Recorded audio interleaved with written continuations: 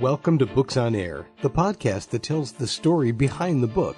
It includes insights from authors about how they compose their work, what inspires them, and what they hope you'll take away from their book. Here's your host for this episode of Books on Air, Suzanne Harris. Welcome to the Books on Air podcast. I'm Sloan Fremont, filling in for Suzanne Harris. This is the podcast where listeners get the secret story behind every book. We have all heard about fairy stories in which the knight must rescue the beautiful woman who is locked in the tower. But what happens when the king is pursued into the tower by assassins and the beautiful woman must try to stop them? Because this is not a fairy story. This is something that actually happened in Scotland in the 15th century. And joining me today is Euan Macpherson, author of the book, A Dagger for Catherine Douglas, to tell us more about this. Euan, welcome to the Books on Air podcast. Good morning, Sloan. It's maybe morning where you are. It's not where I am. Well, if I start at the beginning, okay. I was 10 years old, and I was in hospital when I was 10 years old, actually twice. Mm-hmm. And I was off to school. I couldn't go to school, so my mother went into the school, and she said, Ewan's interested in history. I did quite like history, and she got a history book. She brought a history book back for me. So I read that when I was at home. So I'm 10 years old reading this history book at home. And the reason I'm telling you this is because I had been used to Batman, watching things like Batman, with right. Adam. I'm so old. There was the Adam West Batman. I loved that program, actually. Adam West, I'm used to watching that and John Wayne cavalry film, cowboy films, cavalry films, whatever. And the good guys always won. So you would have a predicament, the guys that get thrown in a predicament, and they always win in the end. That was that, right. And that's what I was used to. And that's what I was expecting. And so here we had a situation where people tried to assassinate the king, and the assassins, they knew where he was. Okay, so if I just explain the situation a little bit, where it's 1437, people travel around on horseback or in carriages drawn by horses. It sounds a lot like Cinderella, but that in a sense, that's not too far from where we are. So to travel around the country, for the king to travel around the country, that was not a simple thing. Right. And he would have meetings around the country. So you would travel somewhere, stay overnight, travel to somewhere else, stay overnight. Mm-hmm. This was the way that in the Middle Ages, or whatever, the medieval world, whatever, this is the way that kings did their business. They traveled around. Right. And so if you wanted to attack the king, you would know things. You would know, in this case, we're in February 1437, and the assassins knew he was going to be in Perth, in Scotland, not Perth, Australia, obviously. Mm-hmm. Mm-hmm. Perth at that time was called St. John's Town, after St. John the Baptist, because there's a church dedicated to St. John the Baptist there, so people talked about St. John's Town. Mm-hmm. So you would know, in February, the king's going to be in St. Johnstown. You would know that.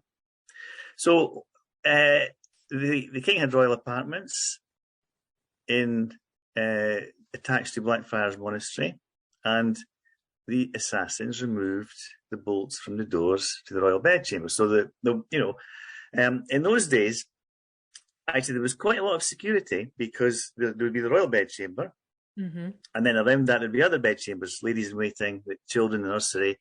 There were no corridors. So normally you think about a castle or whatever, you think lots of corridors with these burning braziers and all these statues of these knights in armour, No, there were no corridors. So that to get to the king's bedroom, actually you had to go through a series of bedrooms. So actually the security was quite good. Mm-hmm. But the assassins removed the bolts from the doors, and it gets to midnight. So the king is just doing kingly things. He's been eating too much, too late, drinking wine. You have people playing the harp, the pipers, this sort of thing going on. And then they hear a commotion outside. Somebody shouts treason. One of the servants tries to stop these people coming in. It's about 6 of them. So they realise what's going on. They hear what's going on. So they flee through these bedchambers to their own bedroom. Mm-hmm. Of course, there's no bolts in the doors. So obviously we're not talking about locks that you would turn with a key. We're talking about you'd shut the door and put a wooden bar through the brackets. That's the way you would lock the door. Right. the assassins have taken the bolts away. So they get into finally get into the royal bedchamber, and there's nowhere to go now. Mm-hmm. And Catherine tries to shut the door. How's she going to do that? So this is Catherine Douglas. This is the central character in the story. She tries to shut the door. How's she going to do that? There's no bolt. She puts her arm through the brackets to shut the door. And, so I'm 10 years old reading this story. What then happens is the king rips up the floorboards, tries to get out through the sewer. The assassins batter the door down on top of Catherine. And then they get into the room. By the time they get in, so Catherine actually held the door for quite a long time. By the time they get in, the Queen has spread a carpet over the floor. Mm-hmm. So the assassins come in, and here they are in an empty bedchamber. There's a carpet on the floor. There's the Queen. Where's the King? But they did, how do you hide? How do you hide a hole in the floor? They did roll back the carpet. So there's 5 of them. So the story goes: one went in, fought underneath the bedroom. This is in the sewer. Fought in the sewer with the king. The king killed him. And I guess you would say the king had a slight advantage here because his eyes would be used to the dark, accustomed to the dark now. The second one gets ordered down, goes down into this sewer, gets killed.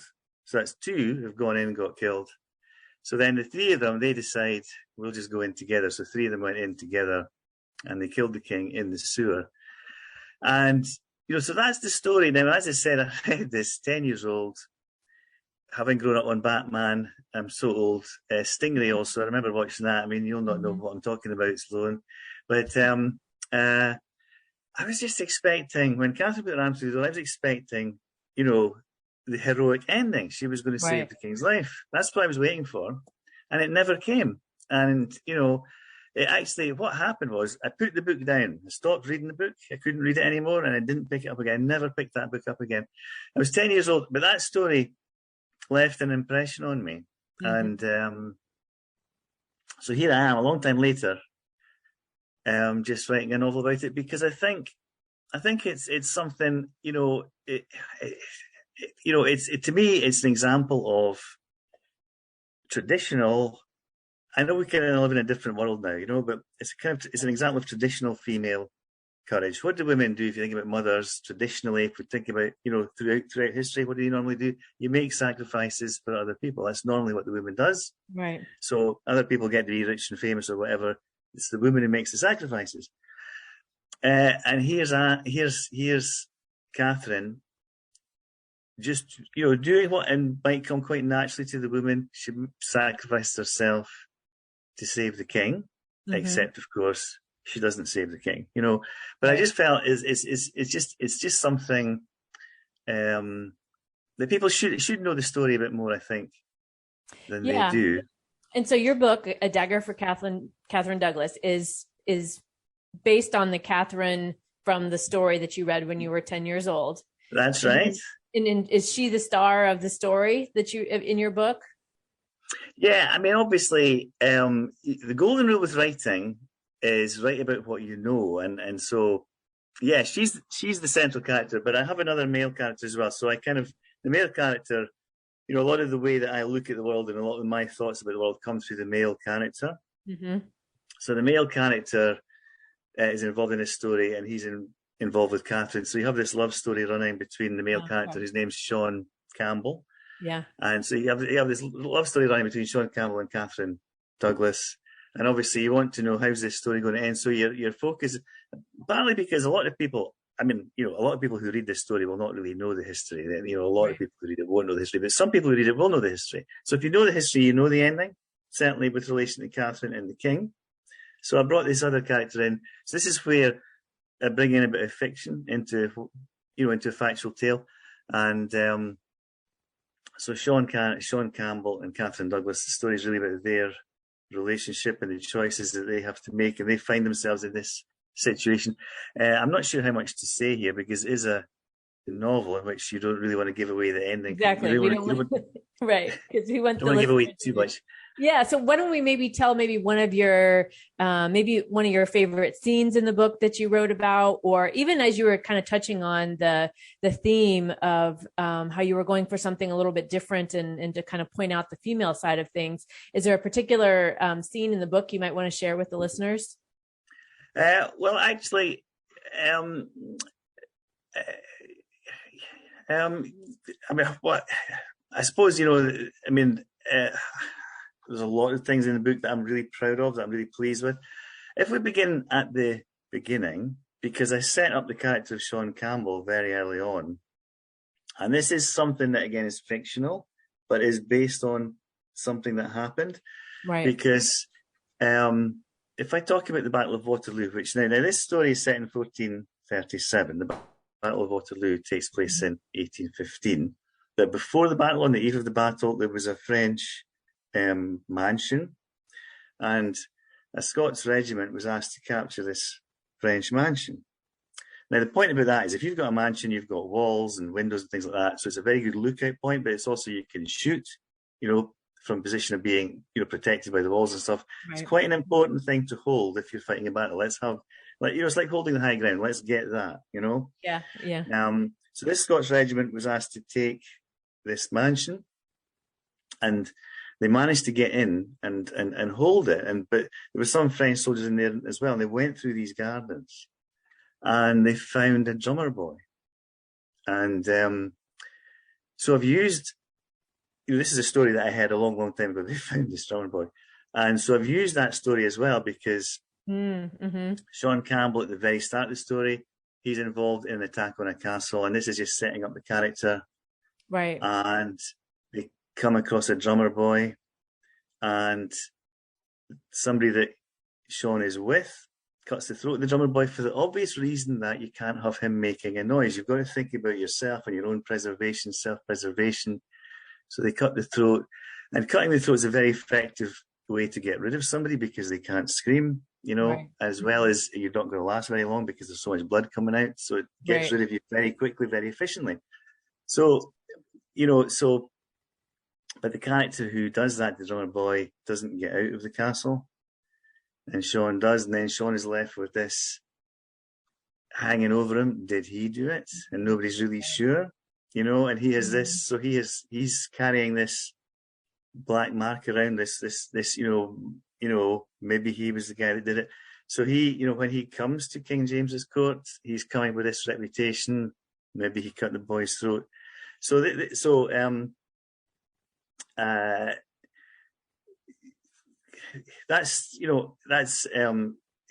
how I set the character up, and then it means that it's quite difficult, so that Catherine and Sean begin a relationship. Catherine's parents aren't going to be very happy about it because they, of who he is. Right. So then, there's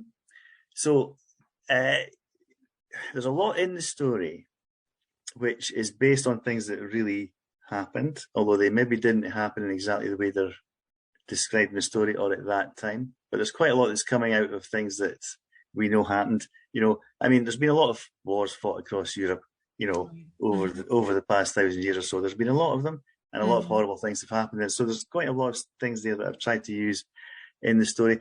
I think also things that I'm quite pleased with is just the interaction of the character, because King James and Queen Joan had 8 children. So that you have these princesses and running about the castle and talking to each other and doing things that children do, which is interrupt. And, I might be talking about something with you and they're more interested in, I want an ice cream, as it might be today or whatever, but, so I think the characters, the way they interact, I think is very lively, and I'm really pleased with that. But the other thing I think is unusual about the story, which I'd maybe like to just talk about a little bit. Sure. King James and Queen Joan had a love match, really, which is very unusual, because usually at that time marriages were royal alliances. It's an alliance between my country and yours. Right. If my son marries your daughter, we're not going to go to war. But what happened was, King James was in exile, and you have a love match between him and Joan Beaufort. And then he came back to Scotland. So he was in England and he came back to Scotland. He was in exile. This is not really in the story. It's backstory. It's not really in the story, but the background was that King James's elder brother was murdered when he was about 12 years old, and his father, who was still alive, sent him to France just to get him out of there so he'd be safe. But the boat was actually intercepted by pirates who took him to England. So he spent about he spent about 18 years in England because it wasn't safe for him to come to Scotland. But then what happens is his father's dead, his brother's dead. He's the king in exile, and he came back. But he came back with his bride, with Joan, which again was something that it was a love match, and that's wonderful. In terms of the politics of the time, it probably wasn't very clever, because if he'd come back as a single man, he could have married into a powerful family and started to make alliances, which he needed, Right, yes, but he came back with his wife, Joan, and all this is in the story, and they reminisce about how they met. And so there's I'm quite pleased about the way that I've developed the characters, not just Sean and Catherine, but also the king and Queen Joan and their large family. I'm quite pleased with the way the whole thing runs together. Yeah, good. Yeah, and that intersection of based on true events, but then having the freedom to be able to get creative with some of it too, and take that and build that story and build those characters in a way that really makes for an interesting story and an authentic one based on what you know about history, and it sounds like your interest in that's something you're very interested in, and it sounds like something you enjoy doing. Yeah, I don't know what it is, but I mean, I think with history, I do find it fascinating. I think because we'll have these sort of ghosts from the past. They're there, they existed, they're part of what we are, part of what made us. Right. But we can't ever really pin them down. I mean, as I said, this story's set in 1437. One of the beautiful things about writing a fictional story is you can put words into their mouths. You could not possibly do that if I was writing a factual piece. If I wanted to write a factual history, a factual biography, the life of King James I, for example, you're really tied down to the facts that we know. Well, what are the facts that we know? Well, that comes down to the documents that have survived. And there's documents that didn't survive. We know nothing about that. So there's, if you're writing factual history, you're weighed down or chained, here's the documents that have survived. That's all you've got.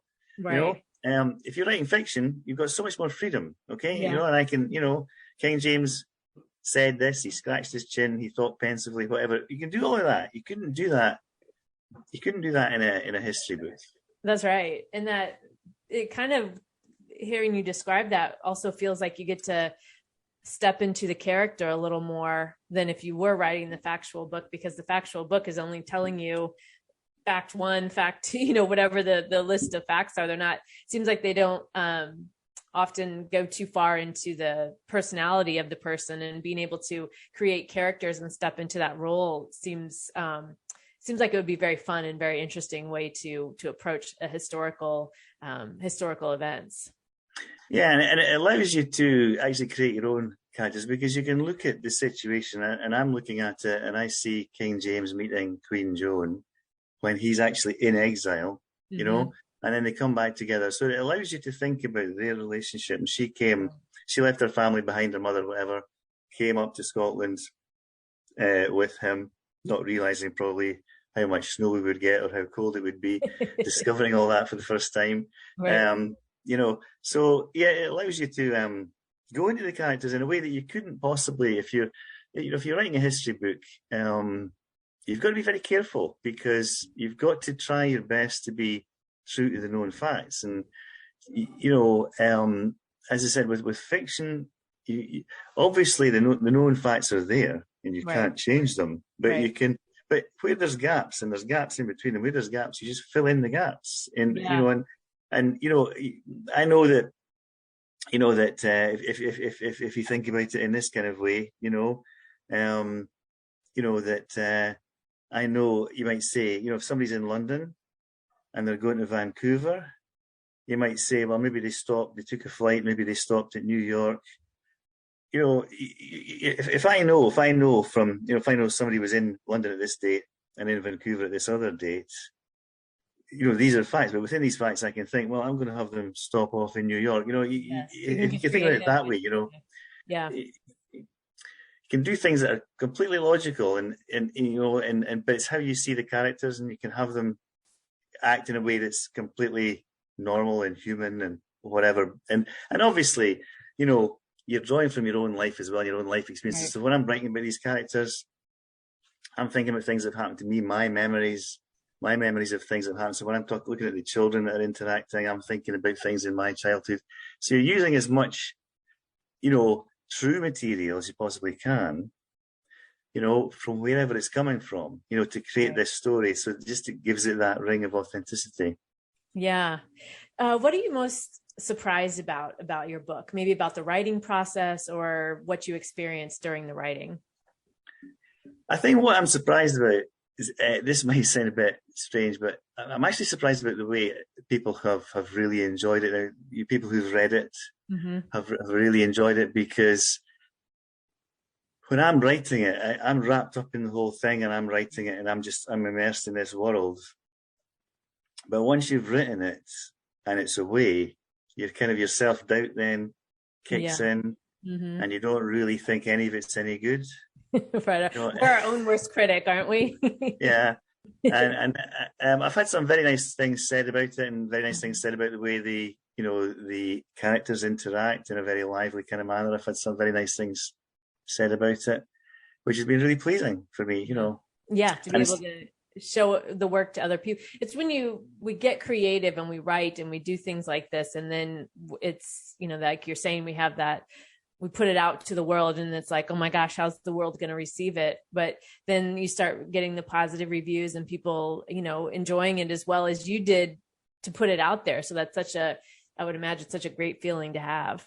Yeah. And then sometimes, you read reviews or whatever, or and there's things in the book and you thought, my gosh, I didn't even know that was there, and because there was a review was published actually, which was saying that, the book shows the dichotomy of people, how they, maybe thinking one thing, but you're feeling something else. Yeah. And that, and I'm thinking, well, yeah, okay, that's interesting. I hadn't even thought about that. But if you're living in a court, there's the whole etiquette of courtly life.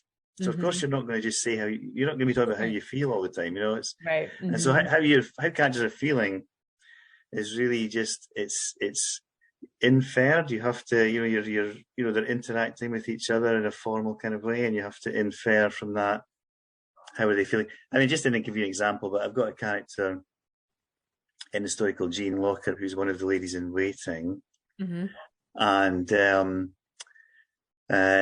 her name's not Jean Bishop, it's Jean Locker. But the reason I said Jean Bishop was because it's based on somebody I know whose name is Jean Bishop, who's never going to speak to me now if she hears this podcast. But anyway, never speak to me again.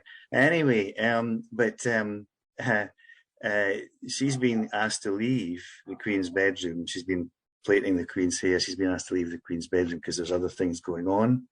And one of the princesses says, Jamie, so this is the King's son, young Jamie, says, Jamie has a dead mouse and he wants to show you. To which Jean says, marvellous. And the reason, the reason that's in there is because this is actually the way that the Jean that I know that I was using in my head when I was creating the character of Jean Locker. When she was speaking, that's exactly the way that she would speak, exactly the kind of thing she would say. So who would you say your book would appeal to, and why? Obviously, you hope it works as an adventure story and as a love story. Obviously, you hope that. I think in a lot of ways, this is a book for women. I'm saying this as a man, and I'm not trying to be patronizing here, but it is a female story for me, or it's the way that I see women. And you can shoot me down in flames here, Sloan, if you want, but as I was said at the start, that we live in a different world now where, women have careers just like men, and there's not really any difference, but if we go back to, like say the 15th century, that wasn't the way of things at all, right.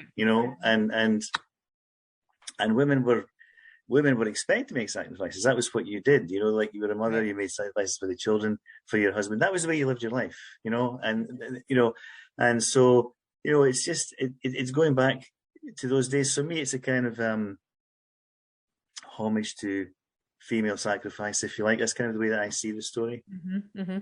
Yeah, and that is, I mean, in this day and age, it's not something we really think about. I don't think much until we read a story like this and remember how things used to be in that way, and how different that is in some ways not, because there is still the nature of men and women and how, our tendencies. And so I think it's very interesting to read about that and just remember how things were, many years ago, and how things are today. So that's just very interesting topic. And I wish we had more time, but we're coming up on the end of the episode here. So my guest this week has been Euan Macpherson, author of the book, A Dagger for Catherine Douglas.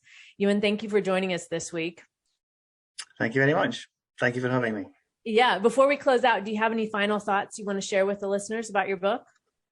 Well, only that when I'm writing, I like to write about people who have more courage than I do. And I mean, this is what maybe draws me to history. And I'm looking at people that get into situations, and you think about how you would have fared in those situations. And so things that make an impression on me, when I see people acting with courage, Mm-hmm. With making sacrifices, that makes an impression on me, maybe because it just, the coward in me thinks, my goodness, how did she do that? Or whatever, So, so that's, what motivates me to write, maybe. Yeah. And I think we can all relate to that, reading those things and having those parts of us that are, I wish I could do that. Or, so I think it's so relatable. So Euan, thanks again for joining us and being our guest on Books on Air. You can find more about the book, A Dagger for Catherine Douglas, on Amazon, and I'll link to the book in the show notes, so be sure to check that out. You've been listening to the Books on Air podcast, brought to you on webtalkradio.net.